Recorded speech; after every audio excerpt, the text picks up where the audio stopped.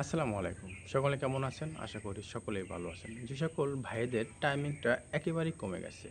আসলে এই টাইমিংটা কমে যাবার কিছু লক্ষণ এবং কারণ রয়েছে। এই কারণগুলো আজকে আপনাদের মাঝে বিস্তারিত বলার চেষ্টা করব।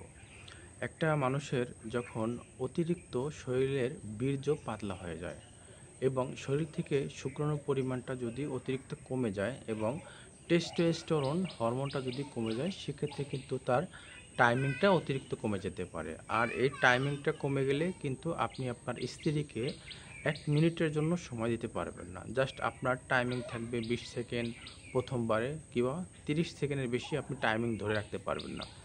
এবং আপনি যখনই পরবর্তীতে আবারও সহবাস করার জন্য চেষ্টা করবেন, তখন কিন্তু আপনার লিঙ্গটা একদম শক্ত হবে না, অথবা দাঁড়াতে চাবে না, অথবা নিস্তেজ হয়ে থাকবে, একদম ডাউন হয়ে থাকবে। আপনি অনেক চেষ্টা করলেও কিন্তু আপনার লিঙ্গটাকে দাঁড়া করাতে পারবেন না। আসলে আপনারা যখন প্রাপ্তবয়স হয়ে যান, মানে যখন আপনার যৌবনে একটি তাড়না আছে, আর এই যৌবনটা যখন আপনার শরীরে দেখা দিবে, তখনই কিন্তু আপনি অতিরিক্ত হস্তমৈথুন করার কাজে লিপ্ত হয়ে যাবেন এবং বিভিন্ন প্রকার ছবি এবং বিভিন্ন প্রকার ফটো দেখে আপনি কিন্তু জাস্ট পর্নোগ্রাফিতে আসক্ত হয়ে যাবেন, মানে অতিরিক্ত হস্তমৈথুনে লিপ্ত হয়ে যাবেন। আর যখনই আপনি অতিরিক্ত হস্তমৈথুনে লিপ্ত হয়ে যাবেন, তখনই কিন্তু দিন দিন আপনার এই হস্তমৈথুন করার পরিমাণটা কিন্তু বেড়েই যাবে। আজ ২ বার করেছেন কিংবা ১ বার করেছেন, পরবর্তীতে আবারও পরের দিন কিন্তু আরও ৩ থেকে ৪ বার করা শুরু করবেন। এভাবে কিন্তু আপনার যখন ৬ মাস, ১ বছর হতে থাকবে, তখনই কিন্তু আস্তে আস্তে ধীরে ধীরে ধীরে ধীরে আপনার যে লিঙ্গের যে চামড়াগুলো আছে, এইগুলো কুঁচকিয়ে যাবে, কিংবা লিঙ্গ আপনার একদম ছোট হয়ে যাবে এবং লিঙ্গের আকার একদম ছোট হয়ে যাবে এবং লিঙ্গের আগা মোটা, গোড়া চিকন হয়ে যাবে এবং বিশেষ কথা হলো আপনার টাইমিংটা একদম দূরত্ব কমে যাবে।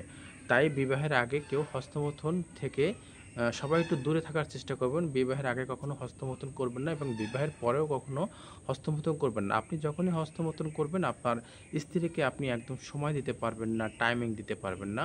এমনকি হস্তমৈথুন করার কারণে আপনার শরীরে বিভিন্ন রকমের পরিবর্তন আসবে। যেমন আপনার শরীরের যে জিঙ্কের ঘাটতি আছে, ভিটামিন ডি এর ঘাটতি আছে, এছাড়া বিভিন্ন প্রকার ভিটামিনের অভাব দেখা দিতে পারে।